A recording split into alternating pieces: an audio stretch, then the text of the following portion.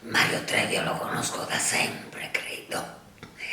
Ci siamo conosciuti durante qualche festival e poi abbiamo lavorato insieme, ci incontravamo spessissimo, non solo ai festival ma anche alle serate, alle feste di piazza. Uno arriva, l'altro se ne va, ci si saluta di fretta, poi ci si rincontra, ma comunque più che altro ci siamo frequentati durante molti festival napoletani.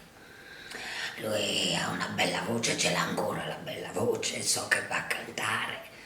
Caro Mario, sono contenta, vorrei vederti presto e penso che lo farò, ti incontrerò.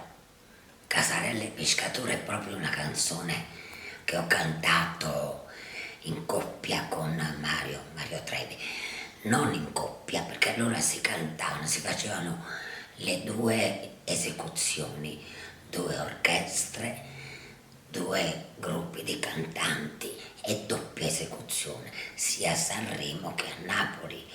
Quindi da una parte cantavo io Casarelle e Pescatura e dall'altra con l'altra orchestra la cantava lui.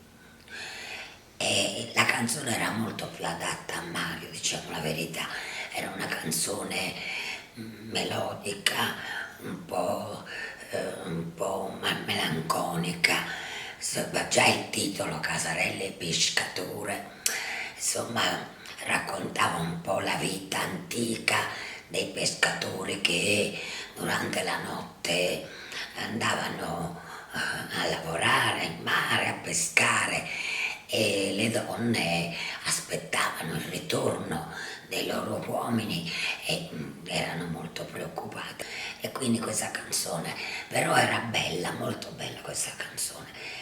Non è che abbia avuto un successo eclatante, però è stata popolare, abbastanza seguita in quell'anno. Con Mario ci si incontrava, come ho detto prima, ci si incontrava, ci si salutava, bacio, dove vai, corri, devo andare qui al paese, poi forse ci incontriamo domani sera.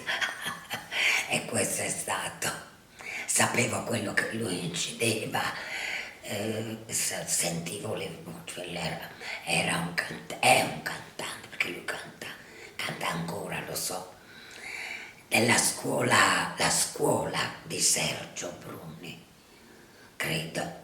Non dico una sciocchezza, penso di no.